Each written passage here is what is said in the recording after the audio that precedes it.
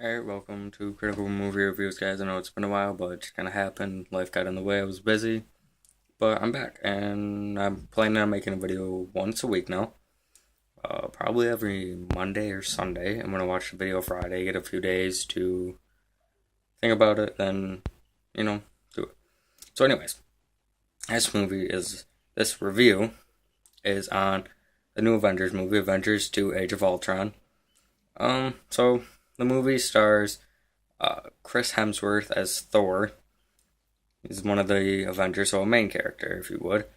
Iron Man is Robert Downey Jr. As always, very charismatic, very, very good. I thought he's always played Iron Man well, in my opinion. But yep. So Mark Ruffalo is still the Hulk or Bruce Banner, depending on whether he's green and ripped or he's just a normal-looking guy. Yep. Captain America is Chris Evans, as always good. His suit's a little bit better in this one. And then Hawkeye, actually pretty good in this movie. But we'll get into that later. That's Jeremy Renner still. Or Rayner? I don't know how to pronounce it, but. And then you have your villain, Ultron, voiced by James Spader. It was amazing. He is the turning point in this movie, if you would. He sounds angry, but like soft at the same time. It's hard to explain. You have to watch the movie. It's very good.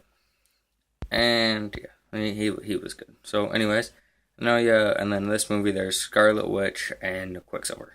Scarlet Witch is played by Elizabeth Olsen, and Quicksilver's Aaron Taylor Johnson. They do theirs very well. Quicksilver, this is a spoiler, by the way, guys. Spoiler review. He dies in this movie. Like right away. I think Josh Whedon just wanted to show us that he could do it. And he got rid of him, which I think was a smart move, but, I think it worked out well. And then Elizabeth Olsen as Scarlet Witch is really good in this movie. She does the part very well. And she gets like this little speech from Hawkeye. He actually did something in this movie. Again, we'll talk about that later. She was a key point in this. She helps them save the world and all, but it was a good movie. A good part in the movie for her. But Quicksilver dies, and I think, like I said, Josh Whedon just wanted to show us. He was like, I can do this, guys. I can have him, but we're going to kill him just because we can. Sorry, I haven't got a camera, so this is my phone. LG G3, by the way, guys, really good phone. If you're looking for a new one, get the new one. Get the new G4. It's a good phone. And so anyways, now we have a new villain in this movie, Ultron. So, one complaint. He is my main complaint in this movie. He goes from being like this normal, like kind of shitty suit, if you would. Wasn't like nice.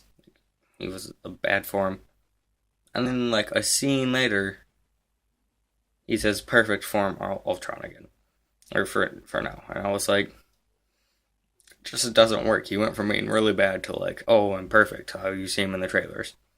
That was my one complaint. Well, they took 30 minutes out of this film, and you could tell. I think that was one of the main parts. It was probably like 6 minutes in itself.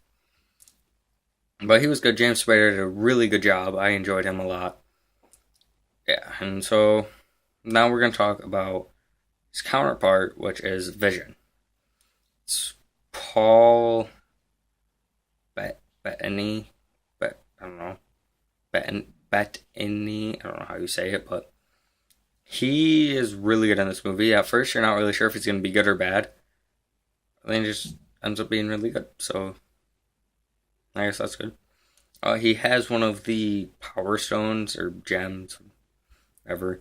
And that was very cool to see if they used it for once again. Just being like, oh, hey, these are going to be here, but we're not going to do anything. They're like, okay, we're using them now, guys. Which is really, really cool, in my opinion.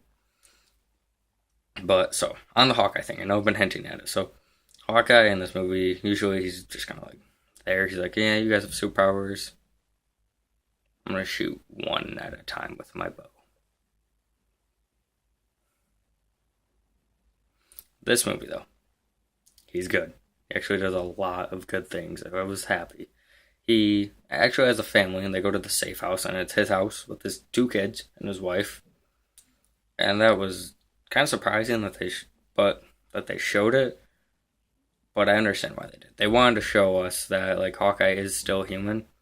Which, I mean, we know he's only can shoot a bow, but they gave him what we can, so we can attach to him. We feel like we know him. But I thought he did well in this movie. And then you have you don't have, but you have all of the you have all the Avengers in this house.